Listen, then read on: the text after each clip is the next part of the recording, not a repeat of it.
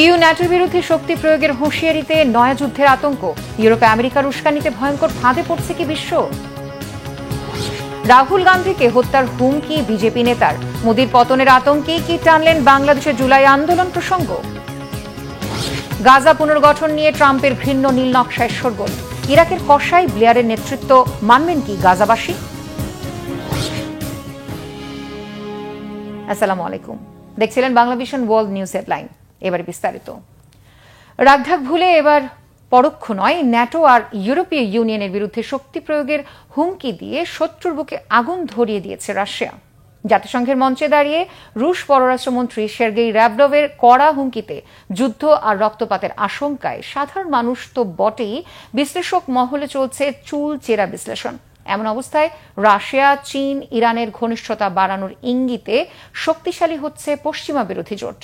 মস্কোকে ঠেকাতে গিয়ে বিশ্বকে নতুন সামরিক সংকটে ঠেলে দিচ্ছে কি ইউরোপ আমেরিকার যুগলবন্দী? হাফিজুল ইসলামের ডেস্ক রিপোর্টে বিস্তারিত। পশ্চিমা বিশ্বকে কঠোর জবাব দেওয়ার হুঁশিয়ারি দিয়েছে রাশিয়া। ন্যাটো কিংবা ইউরোপীয় ইউনিয়ন কোনোরকম আগ্রাসন চালালে সিদ্ধান্তমূলক জবাব দেবে মস্কো। জাতিসংঘ সাধারণ পরিষদে দাঁড়িয়ে সম্প্রতি এমন হুমকি দিয়েছেন রুশ পররাষ্ট্রমন্ত্রী সের্গেই ল্যাভরভ। ইউরোপের কয়েকটি দেশের আকাশে রাশিয়ার ড্রোন ও যুদ্ধবিমান পাঠানোর মতো উস্কানি বন্ধে গত কয়েকদিন আগেই মস্কোকে সতর্ক করেছে পশ্চিমা সামরিক জোট ন্যাটো। সংস্থার ৩২টি দেশ এক যৌথ বিবৃতিতে জানিয়েছে নিজেদের রক্ষায় সামরিক ও বেসামরিক সব ধরনের পদ্ধতি ব্যবহার করবে তারা। একদিকে আন্তর্জাতিক মঞ্চে প্রভাবশালী রুশ মন্ত্রীর খোলামেলা হুঁশিয়ারি, অন্যদিকে ন্যাটোভুক্ত দেশগুলোর প্রতিরক্ষা প্রস্তুতি। চলমান উত্তেজনার মাঝে প্রশ্ন হল, শেষ পর্যন্ত কি পুরোদস্তুর সামরিক সংঘাতের দিকে গড়াবে এই দ্বন্দ্ব? মার্কিন প্রেসিডেন্ট ডোনাল্ড ট্রাম্প কিছুদিন পূর্বে প্রথমবারের মতো প্রকাশ্যে বলেছেন রাশিয়ার দখলকৃত সব অঞ্চল পুনরুদ্ধার করতে পারে ইউক্রেন। যদিও এর আগে ভিন্ন কথা বলেছিলেন তিনি। তখন ট্রাম্প মন্তব্য করেছিলেন ইউক্রেনকে সমঝোতা করতে হবে এবং ২০১৪ সাল থেকে হারানো ভূখণ্ড ফেরত পাওয়া সম্ভব না। ট্রাম্পের অবস্থান বদলানোর পেছনে বিশেষ উদ্দেশ্য আছে কিনা সেটা নিয়ে চলছে জল্পনা কল্পনা। বিশ্লেষকদের ধারণা, মার্কিন প্রেসিডেন্ট ট্রাম্পের মত পরিবর্তনের প্রেক্ষাপটেই গুরুত্ব পেয়েছে সের্গেই ল্যাভরভের বক্তব্য। ইউরোপের অন্য আরেকটি দেশ রাশিয়ার হামলার ঝুঁকিতে আছে। জাতিসংঘে দেয়া ভাষণে এমন গুঞ্জন উড়িয়ে দেন রুশ পররাষ্ট্রমন্ত্রী। রাশিয়ার বিরুদ্ধে শক্তি প্রয়োগের হুমকি এখন নিয়মিত হয়ে গেছে।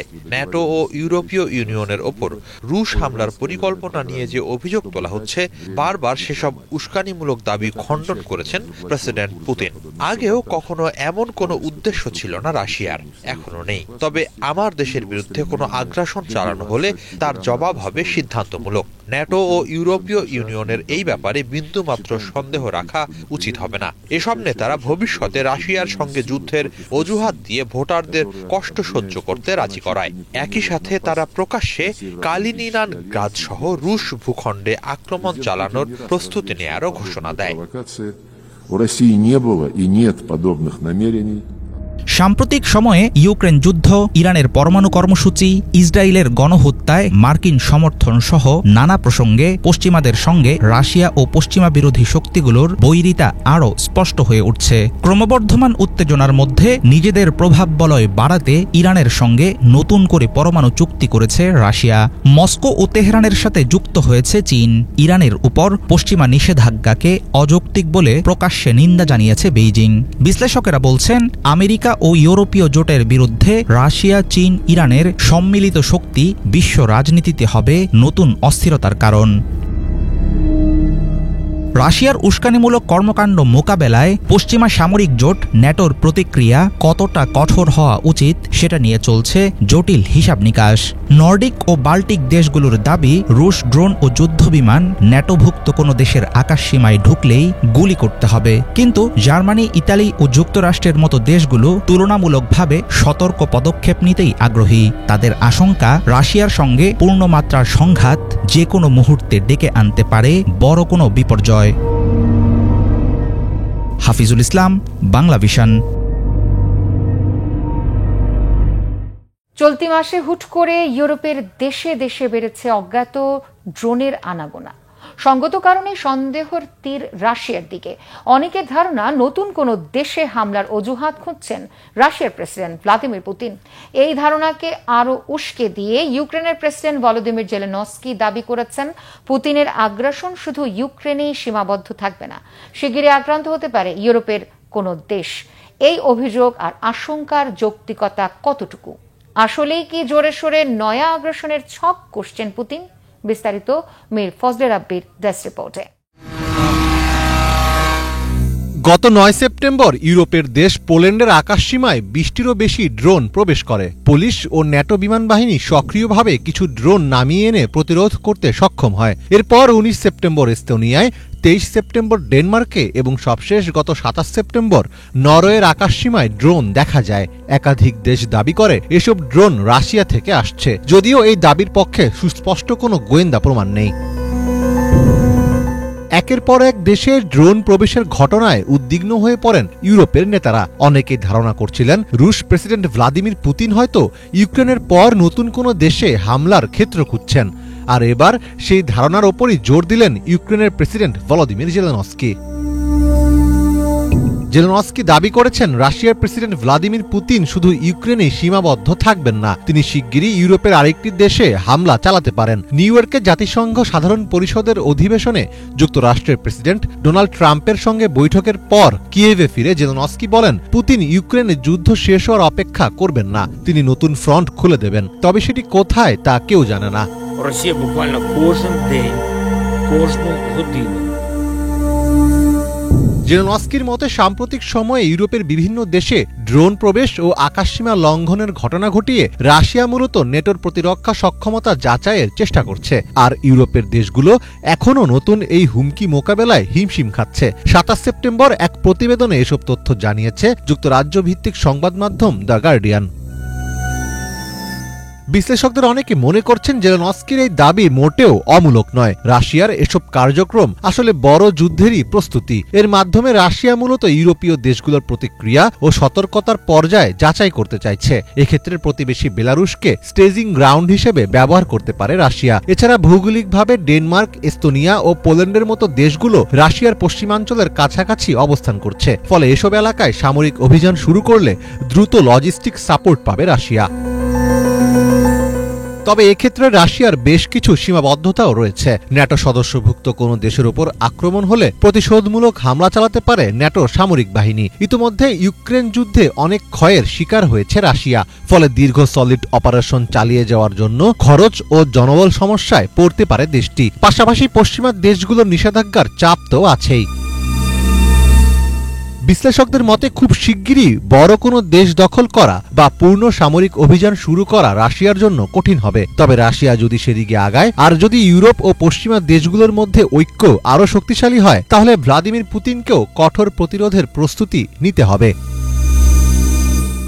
মীর ফজলে রাব্বি, বাংলা ভিশন। বাংলাদেশের লাল জুলাই অভ্যুত্থানে শেখ হাসিনাকে উৎখাতের ১ বছর পার হলেও শোক আর উদ্বেগের রেশ কাটছেই না ভারতের ক্ষমতাসীন বিজেপি। যেন উড়ে গেছে ঘুম। এবার কংগ্রেস শীর্ষ নেতা রাহুল গান্ধীকে গুলি করে হত্যার হুমকি দিয়ে বাংলাদেশ প্রসঙ্গ টেনেছেন বিজেপি নেতা পিন্টু মহাদেব। বলেছেন রাহুল বাংলাদেশের মতো বিক্ষোভ তৈরির চেষ্টা করলে গুলি করে হত্যা করা হবে। যে কোনো অজুহাতে বারবার কেন বাংলাদেশ প্রসঙ্গ টানছেন বিজেপি নেতারা? শেখ হাসিনার মতো নরেন্দ্র মোদীর পরিণতির আশঙ্কায় পড়েছে কি বিজেপি? হিজল জোবায়ের ডেস্ক রিপোর্টে বিস্তারিত। সরকার উৎখাতের লক্ষ্যে ভারতে বাংলাদেশের মতো বিক্ষোভের আয়োজন করতে চাইলে প্রধান বিরোধী দল কংগ্রেস পার্টির নেতা রাহুল গান্ধীকে গুলি করে মারার হুমকি দেওয়া হয়েছে। এক টিভি বিতর্কে রাহুলকে এই হুমকি দিয়েছেন কেরালা বিজেপির মুখপাত্র পিন্টু মহাদেব। বিতর্কে জুলাই গণ অভ্যুত্থানের প্রসঙ্গ টেনে পিন্টু মহাদেব বলেন, জনপ্রিয় ওই বিক্ষোভে বাংলাদেশের জনগণ দেশটির সরকারের বিপক্ষে ছিল, কিন্তু ভারতের জনগণ নরেন্দ্র মোদী সরকারের পক্ষে। ফলে রাহুল যদি এখানে বাংলাদেশের মতো বিক্ষোভ করার চিন্তা করে বা স্বপ্ন দেখে, তাহলে তার বুকে গুলি করে দেয়া হবে, এ ব্যাপারে কোনো সন্দেহ নেই।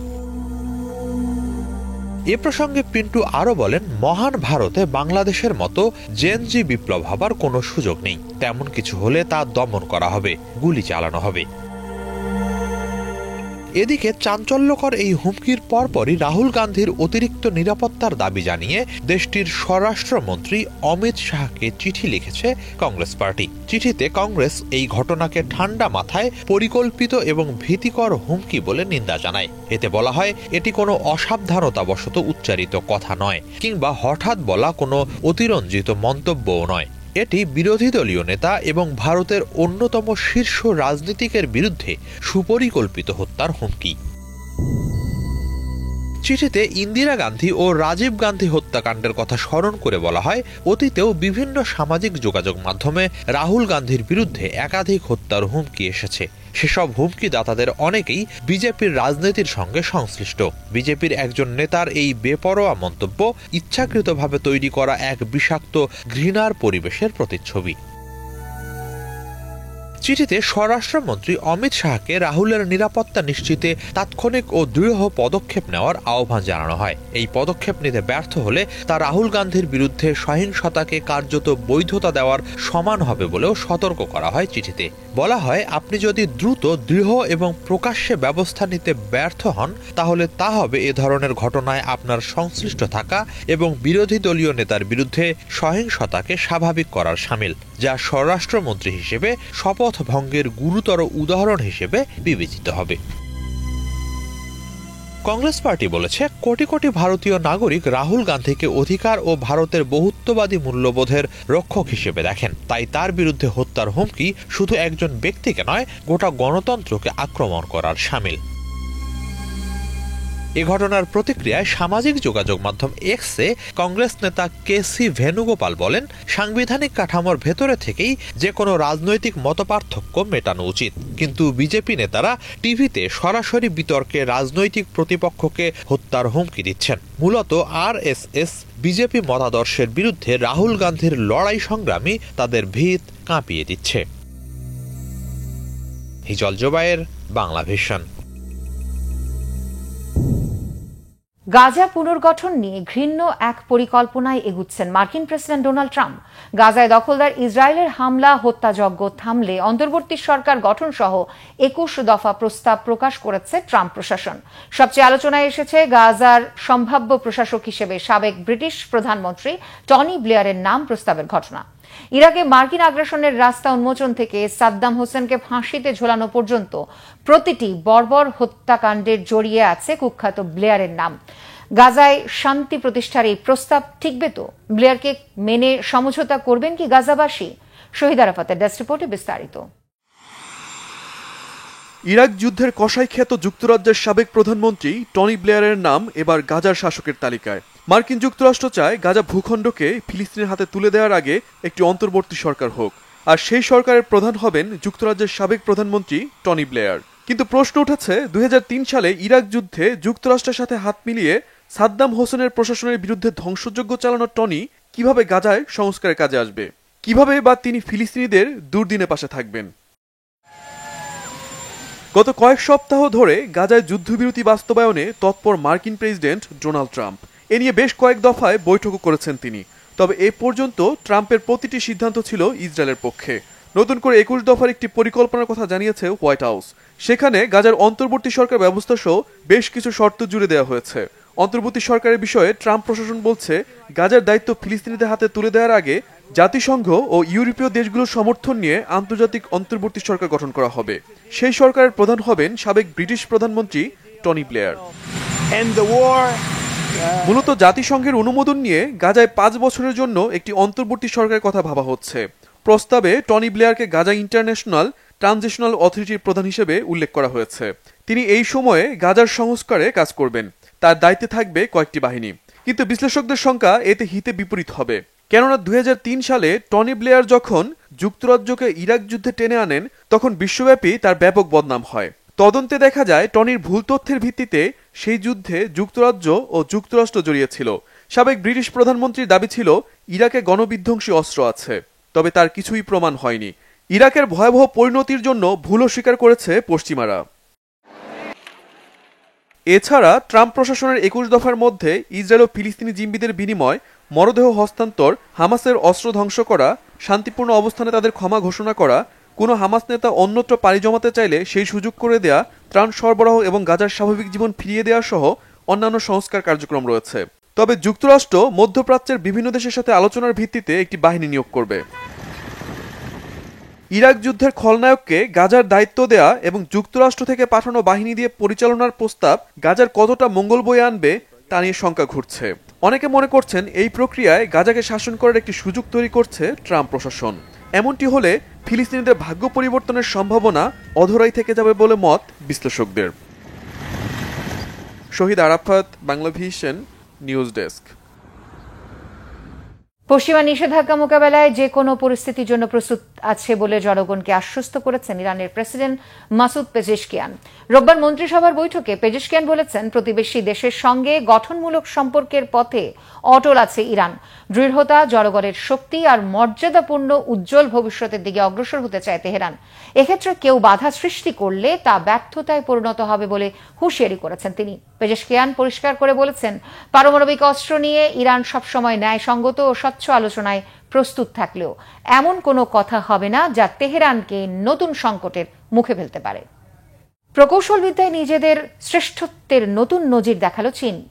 খুলে দেওয়া হয়েছে নবনির্মিত বিশ্বের সবচেয়ে উঁচু সেতু হুয়াংজিয়াং ক্যানিয়ন ব্রিজ, যার অবস্থান মাটি থেকে 600 মিটারেরও বেশি উপরে। উচ্চতায় যা ফ্রান্সের আইফেল টাওয়ার থেকেও দ্বিগুণ।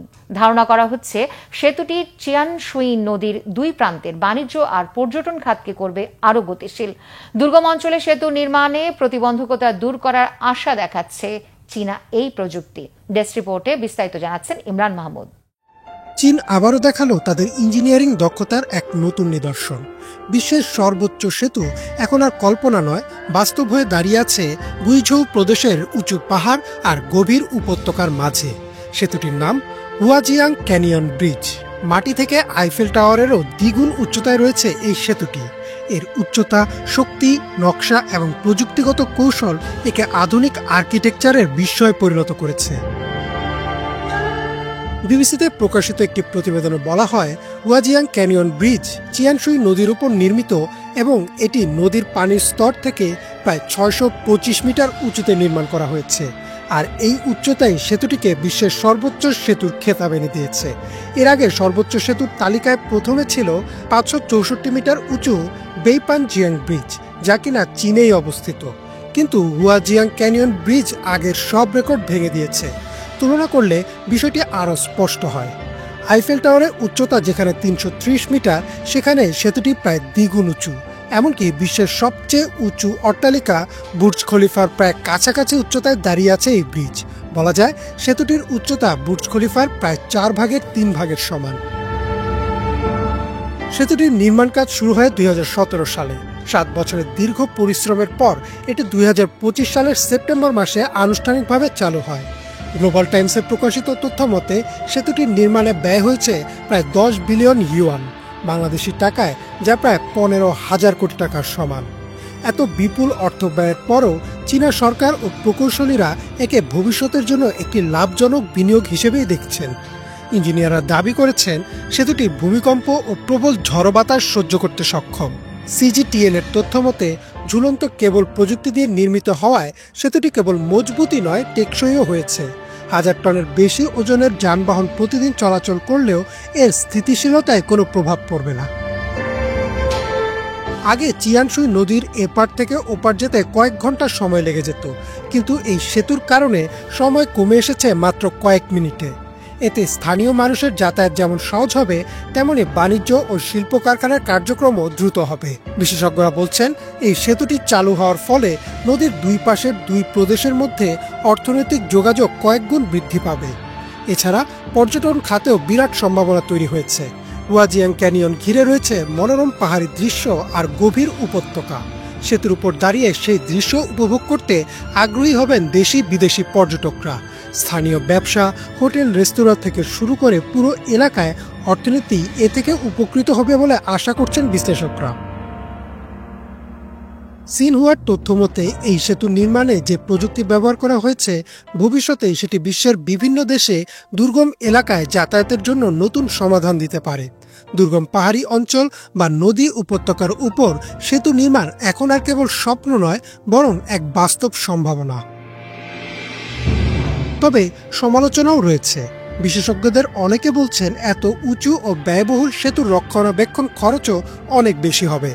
প্রতিদিনের ক্ষুদ্রাতি ক্ষুদ্র পরিদর্শন থেকে শুরু করে প্রতি কয়েক বছর পর পর বড় ধরনের মেরামত প্রয়োজন হতে পারে। পরিবেশবিদদেরও দাবি, এত বড় অবকাঠামো নির্মাণের ফলে স্থানীয় প্রাণীজগৎ ও প্রাকৃতিক ভারসাম্যে প্রভাব পড়তে পারে। যদিও চীনা কর্তৃপক্ষ জানিয়েছে তারা পরিবেশ রক্ষায় প্রয়োজনীয় ব্যবস্থা নিয়েছে। ওয়াজিয়াং ক্যানিয়ন ব্রিজ নিঃসন্দেহে এক স্থাপত্য বিস্ময়। এটি শুধু দুটি প্রদেশকে কাছাকাছি নিয়ে আসেনি, বরং চীনের উন্নয়ন যাত্রায় যোগ করেছে একটি নতুন অধ্যায়ের। ইমরান মাহমুদ, বাংলাভিশন। এই ছিল আজকের মতো। ধন্যবাদ এতক্ষণ সাথে থাকার জন্য।